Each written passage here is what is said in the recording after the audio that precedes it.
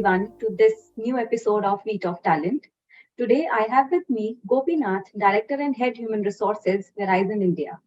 Dynamic and creative in his approach, Gopi comes with rich experience of over 25 plus years in people management for mature business and corporations in a variety of fields globally. He has pioneered initiatives on talent management and transformation, innovative HR practices, leadership and agile HR methodology in his role as HR business partner, talent acquisition leader, and head of function. Prior to joining Verizon in 2012, he was associated with JP Morgan.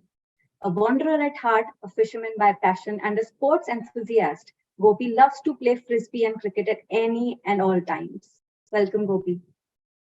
Thank you so much. So, Gopi, I would like to start this conversation by focusing on a very pertinent point on the inherent gaps that are there in the business ecosystem that impedes employee well-being. So, what are those big challenges that data holistic workplace wellness, and how can organization leverage digital to overcome such challenges? I think inherently, and thanks, Upeksha, you brought in a couple of good questions, right? Firstly, what are the inherent gaps? I think we live in a world where we're talking about hyper personalization, right? And we live and breathe hyper personalization every single day. For example, let's take Swiggy. Let's take Swiggy. We are talking about an app where it personalizes our preferences. Amazon personalizes our preferences. Google personalizes our preferences. We live in this world, and when we take that from a personal setup to an employee setup, right, to a corporate setup, we find all of that missing, right?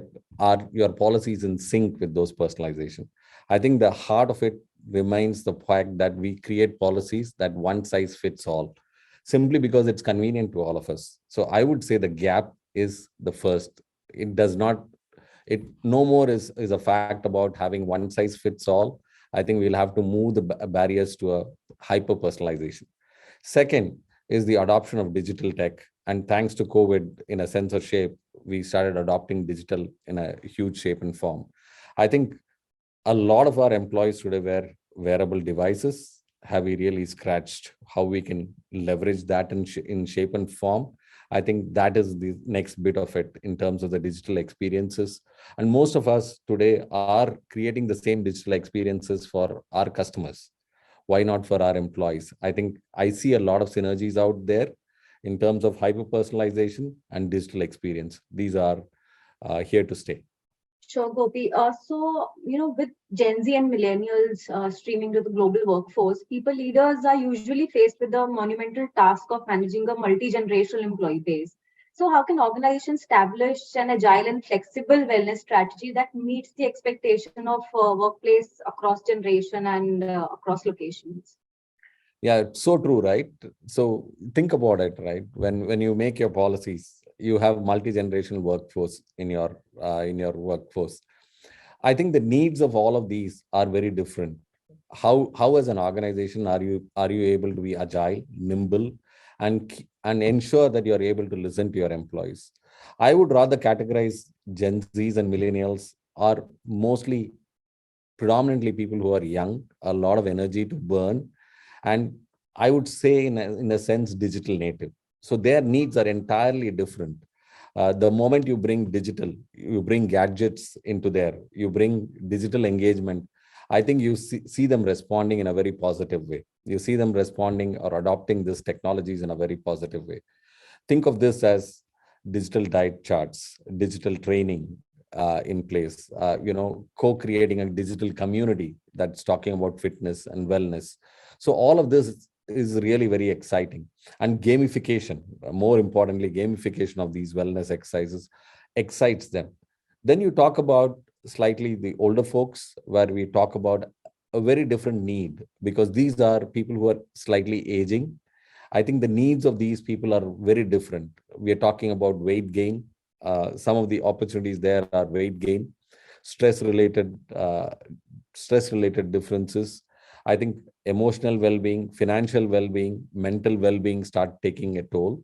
I think there we are talking about doctor on a call, right? There we are talking about pharmacy medicines. We are talking about health checks.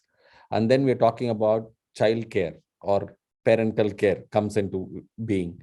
I think so. The needs are different. I think policies need to keep in mind the holistic experience that we are able to provide for employees who are diverse in their needs. And that's why it is paramount to be agile and nimble so that you're able to cater to the workforce in that shape and form. Yeah, so to their credit, organizations are actually doing a lot, whatever is in their gambit is. Businesses often roll out a plethora of well-being initiatives for their people. Still, healthcare programs initiated by corporations tend to experience some kind of lower level of participation and engagement because maybe employees do not consider them relevant to their personal needs. So how can organization leverage digital healthcare solutions to personalize their wellness strategy? I think I'll break this question into two. You said a lot of engagement, and then you spoke about digital digital piece. So I'll Yes, talk about. a lot of engagement in terms of the well-being policies they're offering. Correct. So I think let's break this into two. Why would there be lesser engagement? So there is a gap in what you're creating as to where the need is. So how do you plug the gap? So I think of that in that shape and form. So how do we get employees to co-create the policy in the first place? I think that's where I would say, if they are invested in co-creating the policy today, there is a gap between where a HR team and the leadership team sits. They're creating a policy thinking that we know all of the employee needs, not necessarily, right? So I think when you bring the employees into the policy making form, I think, just to give you an example, as we talk today, we are co-creating a policy. And when we are co-creating a policy with our employees, we are spellbound by what our employee needs are, and what their demands are, and the amount of knowledge that they have. We are learning together to create a policy that is conducive for all our employees. Thus, what we are trying to address later in terms of engagement is getting that. Then your own employees can be your brand ambassadors. So that is one piece that I would say, co-creating our policies with our employees, which will result in a higher adoption. Then comes the fact that how do I take this in terms of the awareness that we spoke about, right? We spoke about a lot about how we leverage our internal networks, and our leadership comes in front of our employees to talk about the awareness, and we do that every single time so that our employees are able to adopt that. Lastly, the digital bit of it, I think, is taking it to the next level, right? I spoke to you about wearables. I think today, almost 70% of our employees are already connected to the wearables. So how do I leverage those through digitally, right? Am I able to monitor that? Am I able to digitally leverage my sleep patterns? Am I taking the right intake? What are my heart rate? What are my pulse rates? What are my stress rates? I think today any fitness devices gives you all of that. And combine that with digital platforms, they're able to give you move from a reactive method to a preventive method. I think that's where I believe the true unlocking of the potential lies. And that's where we would like to leverage digital technologies. Yeah, so Gopi, wellness is a lot to do with the practical application also. And so the best way maybe to mitigate group employee health insurance claim ratio is to keep employees fit, active, and engaged. So how can organization keep their workforce perpetually active, especially in this hybrid world of work wherein physical interaction is occasional and, we most of us have sitting jobs? I think you're absolutely right. Sitting is the new smoking. That's what we say. So let's start with that, right? So firstly, investing in employee wellness. So our entire infrastructure today is geared in such a way that we invest in wellness. So be it the chairs that we're talking about, be it the desks, every single desk in our office, right from the reception to this, is a standing desk or a sitting desk, so that employees are empowered, and wellness is at the core of our design to make sure. Second is the fact that absolutely right. Why catch? Why try and work on the results? Right? Why rather attack the root cause? Right? That's what I would say. And more so in this hybrid world, right? I think over the last 2 years, we have learned how to engage with our employees in an absolutely hybrid world. And I think even when they come to office, the key is moments that matter. uh, when How do we make these moments that matter, and how do we bring in fitness during these moments? That is key. We are creating awareness with our leaders, we are creating awareness with our managers, we are creating awareness with our employees. And I think when I talk about wellness, I broad base that wellness to emotional, mental, physical, and financial, right? Those are going to be the core of what we do in every single thing. But the key is to imbibe that as a part of every single day. For example, in my own team, the moments that matter that I would tell you. So we earmark 30 minutes to do a physical activity. So we have right now we have ongoing cricket challenge within the team, 30 minutes when they come in this hybrid environment. We finished a basketball challenge. Right now, when people are stressed, we have a small golf course where we go and play a golf, or people could, in the facility, have a treadmill, work on the treadmill, or cycling chairs. These are a few things that we have put in place within the facility for our employees to leverage. Yeah. Sure. Thanks, Gopi.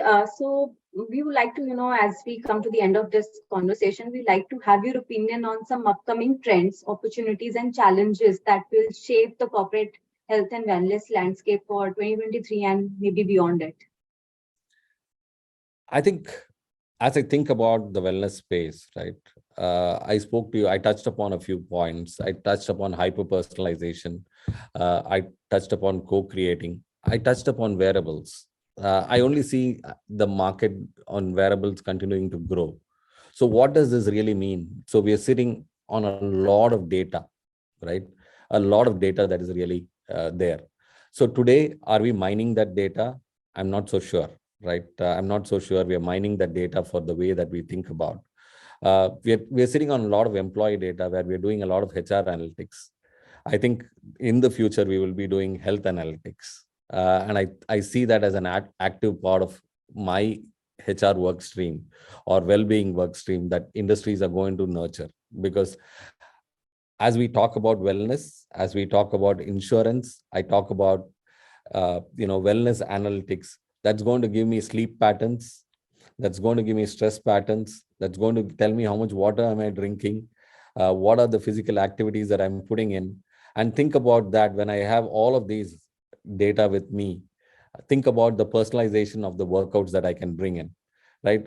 You're wearing this wearable all the time, so you can have options that come out. Okay, here is what you are, and what is most suited to you is maybe Pilates, maybe yoga, right?